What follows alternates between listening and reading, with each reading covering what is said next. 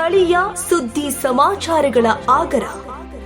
ತುಮಕೂರಿನ ಕೊರಟಗೆರೆ ತಾಲೂಕು ವ್ಯಾಪ್ತಿಯ ಸಿಎನ್ ದುರ್ಗಾ ಹೋಬಳಿಯ ಶ್ರೀ ಕ್ಷೇತ್ರ ಸಿದ್ದರ ಬೆಟ್ಟದ 19ನೇ ವರ್ಷದ ವಾರ್ಷಿಕೋತ್ಸವ ಹಾಗೂ ಸಾಮೂಹಿಕ ವಿವಾಹ ಕಾರ್ಯಕ್ರಮವನ್ನು ಆಯೋಜಿಸಲಾಗಿತ್ತು.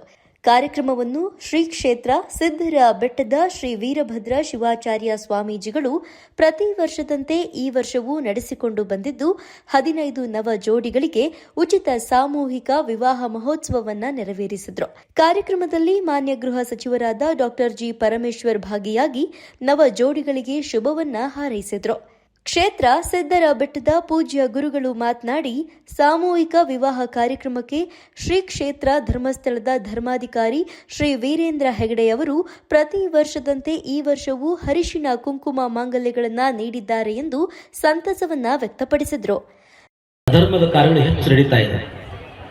ಹಣ ಅನ್ನುವಂಥದ್ದು ಎಷ್ಟರ ಮಟ್ಟಿಗೆ ಆಗಿದೆ ಅಂದರೆ ತಂದೆ ಮಕ್ಕಳ ಸಂಬಂಧವನ್ನು ಎಷ್ಟೋ ದೂರ ಮಾಡ್ತಾ ಇದೆ. ಇವತ್ತು ಹಣಕ್ಕೋಸ್ಕರವಾಗಿ ನಮ್ಮ ತಂದೆ ನಮ್ಗೆ ಸರಿಯಾಗಿ ಪಾಲು ಕೊಡಿಲ್ಲ ಅಂತೇಳಿ ತಂದೆನ ಹೊರ ಹಾಕಿದ್ದು ನೋಡಿದ್ದೀವಿ.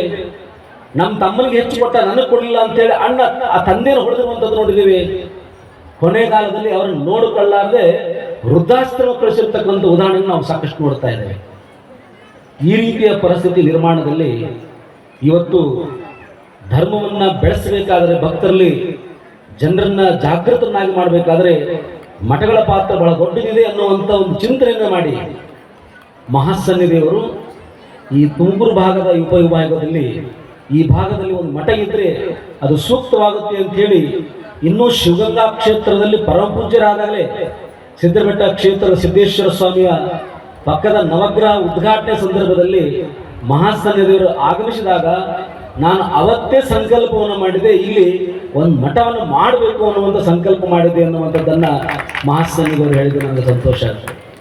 ಜಗದ್ಗುರುರ ದೂರದೃಷ್ಟಿಕೋನ, ಮಠಗಳ ಪಾತ್ರದ ಬಗ್ಗೆ, ಮಠ ಇವತ್ತು ಎಷ್ಟು ಕೆಲಸ ಮಾಡಬೇಕಾಗಿದೆ ಅನ್ನುವಂಥದ್ದನ್ನು ಮಹಾಸನ್ನಿಧಿಯವರ ಒಂದು ಒಳ್ಳೆಯ ಭಾವನೆಯಿಂದ ಇವತ್ತು ಧರ್ಮ ಉಳಿತಾ ಇದೆ ಅನ್ನುವಂಥದ್ದನ್ನು ನೆನಪಿಸಿಕೊಂಡ್ರೆ. ಹಾಗಾಗಿ ಮಹಾಸನ್ನಿಧಿಯವರ ಒಂದು ಚಿಂತನೆ ಏನಿತ್ತು ಅಂತಂದರೆ, ಈ ಭಾಗದಲ್ಲಿ ಮಠ ಅಷ್ಟೇ ಇಲ್ಲ ಸ್ವಾಮಿಗಳೇ, ಇಡೀ ಎಲ್ಲ ಜನಾಂಗದಲ್ಲೂ. ನಂತರ ಗೃಹ ಸಚಿವರಾದ ಡಾ ಜಿ ಪರಮೇಶ್ವರ್ ಮಾತನಾಡಿ, ಶ್ರೀ ಕ್ಷೇತ್ರ ಸಿದ್ದರ ಬೆಟ್ಟದ ಮಹತ್ ಕಾರ್ಯಗಳನ್ನು ಸ್ಮರಿಸಿದರು.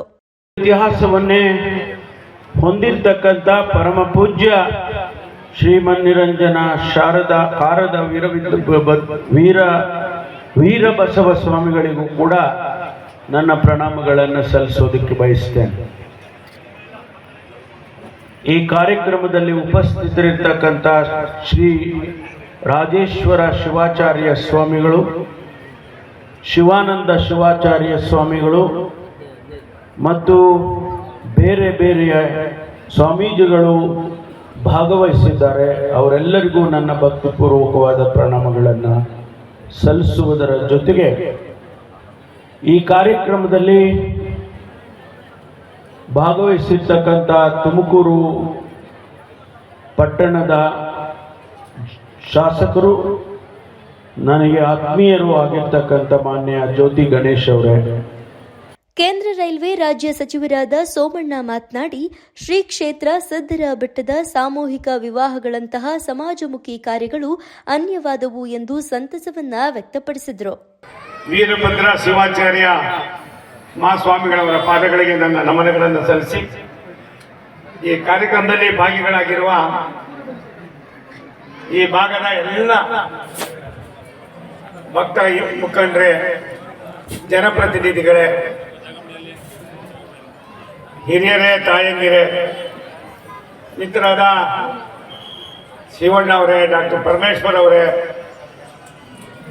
ಉಮೇಶ್ ಅವರೇ, ಪಂಚಾಯತಿ ಅಧ್ಯಕ್ಷರಾದ ಕವಿತಾ ರಾಮೇಶ್ ಅವರೇ, ನನ್ನ ಮಾರ್ಗದರ್ಶಕರಲ್ಲಿ ಒಬ್ಬರಾಗಿರ್ತಕ್ಕಂಥ ಸನ್ಮಾನ್ಯ ನಮ್ಮ ಬೈರಣ್ಣವರೇ, ತಿಪ್ಪೇಸ್ವಾಮಿ ಅವರು, ಚೇರ್ಕೊಡ್ರ ಬನ್ನಿ, ನಾನು ಮಾತಾಡ್ಕೊಂಡೆ ಬಂದೆ. ತಿಪ್ಪೇಸ್ವಾಮಿ ಅವರೇ, ತುಮಕೂರಿನ ಶಾಸಕರಾದ ಜ್ಯೋತಿ ಗಣೇಶ್ ಅವರೇ, ಮಾಜಿ ನಗರ ಪಾಲಿಕಾ ಸದಸ್ಯರಾದ ಅಕ್ಕೋತಾಯ ಬಸವರಾಜ್ ಅವರೇ, ಈ ಭಾಗದ ಎಲ್ಲ ಭಕ್ತಾದಿ ಹಿರಿಯರೇ, ತಾಯಂದಿರೇ, ಮಾಧ್ಯಮದ ಸನ್ಮಿತ್ರರೇ,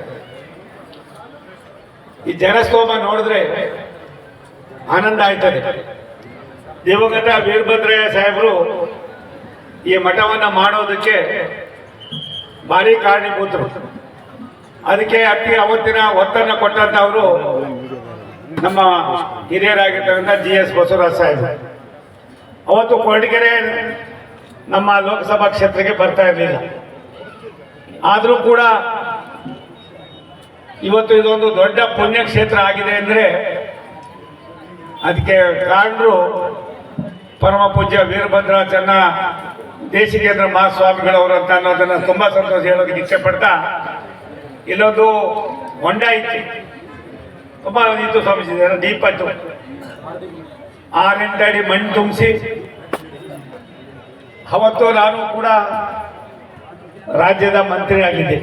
ಇನ್ನು ಕಾರ್ಯಕ್ರಮದಲ್ಲಿ ಬಾಳೆಹೊನ್ನೂರು ಶಾಖಾ ಮಠದ ಶ್ರೀಮದ್ ರಂಭಾಪುರಿ ವೀರಸಿಂಹ ಸಿಂಹಾಸನಾಧೀಶ್ವರ ಜಗದ್ಗುರು ಪ್ರಸನ್ನ ರೇಣುಕಾಚಾರ್ಯ, ಡಾಕ್ಟರ್ ವೀರ ಸೋಮೇಶ್ವರ ರಾಜ ದೇಶಿಕೇಂದ್ರ, ಶಿವಾಚಾರ್ಯ ಭಗವತ್ಪಾದರು, ಹನುಮಂತನಾಥ ಸ್ವಾಮೀಜಿ ಸೇರಿದಂತೆ ವಿವಿಧ ಮಠದ ಮಠಾಧೀಶರು, ಶಾಸಕರಾದ ಜ್ಯೋತಿ ಗಣೇಶ್, ತಹಶೀಲ್ದಾರ್ ಮಂಜುನಾಥ್, ಪಂಚಾಯಿತಿ ಅಧ್ಯಕ್ಷರಾದ ಕವಿತಾ ರಮೇಶ್, ಜೆಡಿಎಸ್ ತಾಲೂಕು ಅಧ್ಯಕ್ಷರಾದ ಕಾಮರಾಜ್, ಸಿದ್ದಮಲ್ಲಪ್ಪ, ಮಾಲಿಂಗಪ್ಪ, ಬಲರಾಮಣ್ಣ ಹಾಗೂ ಮುಖಂಡರು, ಕಾರ್ಯಕರ್ತರು, ಭಕ್ತಾದಿಗಳು ಭಾಗವಹಿಸಿದ್ರು.